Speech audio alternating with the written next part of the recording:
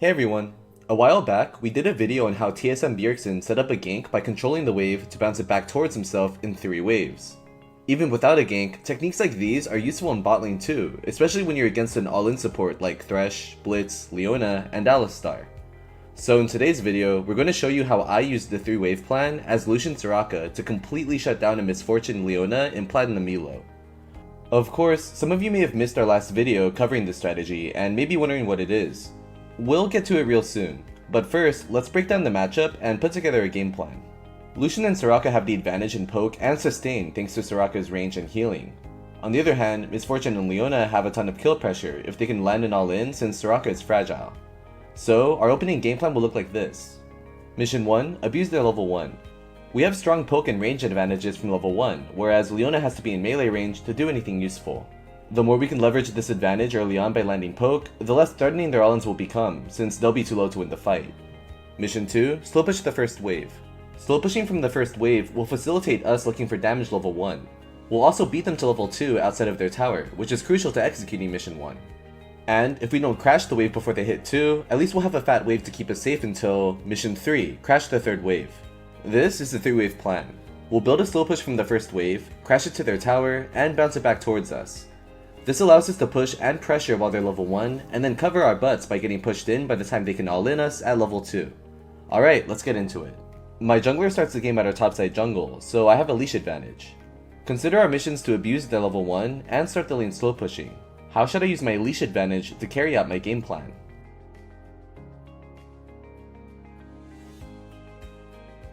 Based on our subscriber reviews in the past, we know that players tend to start pushing early in lane when they have a leash advantage. But even though I want to slow push from level 1, I don't want to over push. Instead, I walk to their tri-bush to poke and delay them as they walk to lane. If I can land poke and slow them down, it'll create the same effect as being in lane early and pushing, except I'll also have landed damage. Well, they ended up walking around and avoiding us at tri-bush. We missed out on a chance to damage them, but this is just as good, since it'll make them more likely to miss the melee minion experience, facilitating mission 1. Once I realize they're walking around, I arrive to lane just in time to pick up the melee last hits. Meanwhile, Misfortune arrives late and misses experience from the melee minions. I already have the experience advantage and Soraka landed a Q on the minions, so I'm just last hitting instead of fighting for the push. As MF goes for an auto on my range line, I see Leona is split, so I go for an isolated trade to proc my press to the attack. To be honest, this wasn't the best trade since my W is still on cooldown. But we have a sustain advantage with Soraka, and I want to play to mission 1 by dealing as much damage as possible before the enemy hits 2, so that their all-in pressure is reduced. And just to defend myself, the biggest reason this trade went so badly is because of this MVP melee minion that I totally wasn't looking at in game. Freaking minions. After the trade, I back off behind my minions to secure last hits on the second wave, being sure to slow push to mission 2. As the second wave arrives, now's a good time to talk about setting up Lucian's infamous level 2 power spike. Most players walk up after they hit level 2, but if we walk up late like this, the enemy is more likely to back off properly. By walking up gradually while we're still level 1 and placing ourselves right outside our engage range, we'll have a better chance of landing damage. Also, make sure not to lose track of minions. For starters, we already have the minion advantage thanks to our slow push, so I don't need to auto to rush to level 2. I can just last it as I get in position to punish. In this case, the wave got messed up in a way that it'll take 2 melees and 2 ranged minions to level up, instead of just 3 melees. So, I gradually walk up after each minion, finally reaching the front of the wave as the second ranged minion dies. By advancing as this last minion dies, I'm now in range to fight on my level 2, even though the MF is staying back without farming. But before I go in, let's clear something up. If the enemy support was a ranged champion like Lulu or Thresh, should I go for this trade here?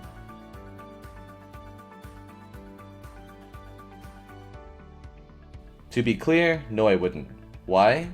Well, remember what we talked about in last week's video on isolated trading. If I went in against 2 ranged champions that are grouped the way this Leona and MF are, I would be giving them a free isolated trade since my Soraka is back behind me. On the other hand, if my Soraka was positioned further up, parallel to where I'd be once I go in, then I would go for the trade anyway since we'd be 2v2 with a level advantage. However, in this case, Leona is a level 1 melee support, so I can just dash in and kite up and away from the Leona to keep it an isolated trade between me and the level 1 Misfortune. Hopefully you guys are starting to get an idea of how crucial isolated trades are in bot lane. Leona flash stuns me as MF gets too low, so I heal as soon as she flashes to counter her ignite, although looking back I didn't have to heal here. Now that I got the damage I was looking for, we've accomplished mission 1. From here, the game plan is simple. We're going to follow through with the 3-wave plan by crashing the slow push I used to trade with, playing to mission 3. If they were healthier, I'd make it a point to focus only on hard pushing here, to prevent them from freezing our wave. Once we crash, I'll look to bounce the wave back to me for a freeze.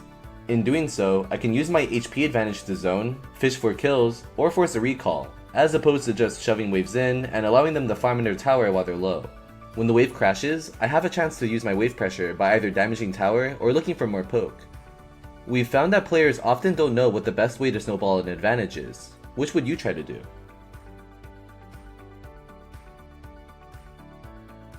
Well, my tower damage isn't too great right now as a level 280 carry, so landing more poke here is a higher value play. But I also don't want to throw the game under their tower. So, I calmly walk up a bit knowing Leona will go in on me, and once she lands E, I simply dash backward to drag her away from her tower to land even more damage. From here, most players would scrap the rest of the game plan to go for a dive since they're so low. Honestly, it was hard to resist, but MF still has heal. And it's times like this where following our game plan is most rewarding. By abusing their weak level 1 and slow pushing in, we've set up an ideal scenario to end this lane safely. Now, all that's left is to finish carrying out our 3-wave plan. The current wave is low HP and won't push back out, so I'm gonna look to start my freeze on the next wave. In between last hits, I'm walking in and out of their tower to try to bait MF heal or another Leona E, but remember, I have no real intention to fight. Finally, their wave is starting to push out again. Now's our chance to close out. I use this trick to set the freeze. I walk close to the wardless bush, draw all the mini Nagro at once to group their minions up, and then walk into the bush to cut vision and drop mini Nagro. This makes it so all their minions focus one of mine, while my minions split aggro, creating a hard freeze and crushing their hopes and dreams of farming. I keep walking up between last hits to check if they're backing, which, considering their HP, is honestly the only thing they should do here. But after a few seconds, I realize they have no intention of backing. These guys really need skill capped. In times like this, some players might get caught up in enjoying their lead and forget to think about the enemy's perspective. Don't be that player. Their bot lane clearly can't stay, but they're staying anyway. Why? Well, it doesn't take a rocket scientist to guess that they might be calling for a gank here. So, I adjust my positioning back a bit so that I'm not zoning past their range minions, which would open me up to a gank. If Soraka didn't just ward Tribush, now would also be a great time to ward, before our wave gets pushed too far in so that we'd have to walk past it to ward.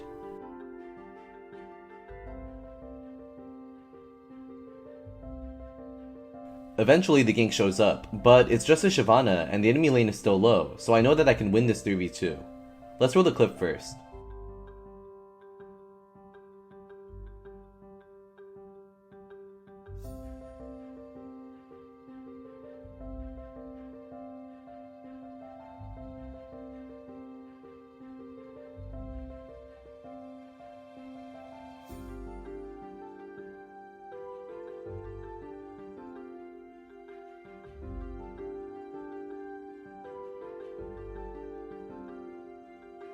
Going back to the start, I don't bother backing off completely until the Shyvana starts walking in.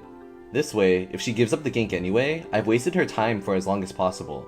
As Shyvana comes in from the flank, I know she'll be split from the MF Leona. Once again, remember isolated trading.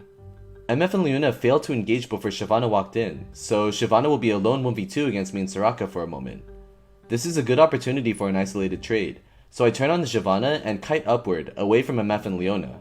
If Soraka stayed and autoed her more than once, we probably end up with a triple kill here. But she bailed on me, so I ended up having to flash away. Soraka decides to flash in after I flash out, so it's a bit sloppy, but we manage to turn on the enemy bot lane and pick up a kill on Misfortune. From here, all there's left to do is crash the wave and reset. But I get greedy when I'm smurfing, so I make my Soraka tank the tower for a final kill on Leona before clearing the wave and backing. By 6 minutes, we've managed to build a 43 to 4 CS difference over this plat elo MF. Well, that about covers it. We'll talk about all the other ways you can use this strategy and to go try it. There's a lot of them, so stay tuned.